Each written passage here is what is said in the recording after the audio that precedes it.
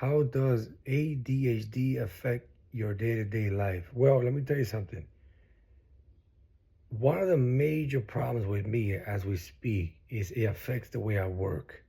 And we're talking about just about in anything, but right here, let's say work for money, for example, having a job.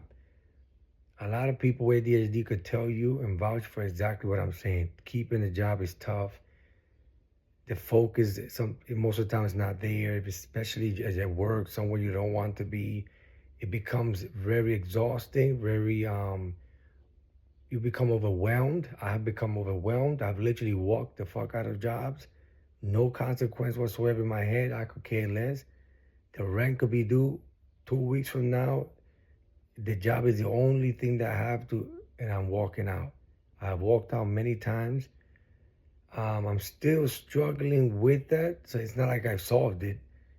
So I don't mind being a little personal here. It's just to show you that's one of the ways that ADHD has definitely, I'm not gonna say ruined, but it has challenged me big time. And it has affected my day-to-day life. How did you find out you have ADHD?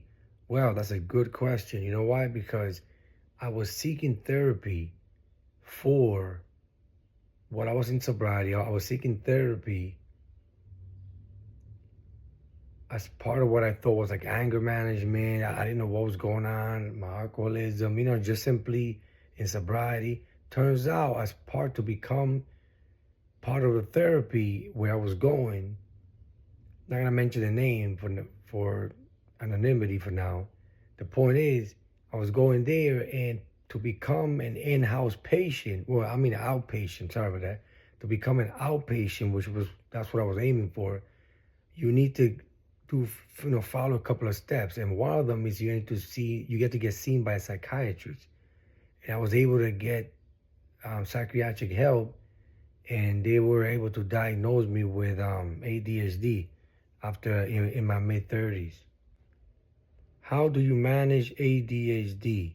Well, when I first got diagnosed and I seeked help, I started doing research on it, and turns out you could either, some people choose the medicated route. You could take medication, just like Adderall and stuff like that. But I chose to not take medication specifically for two reasons. I was already under medication for something else. I don't like mixing.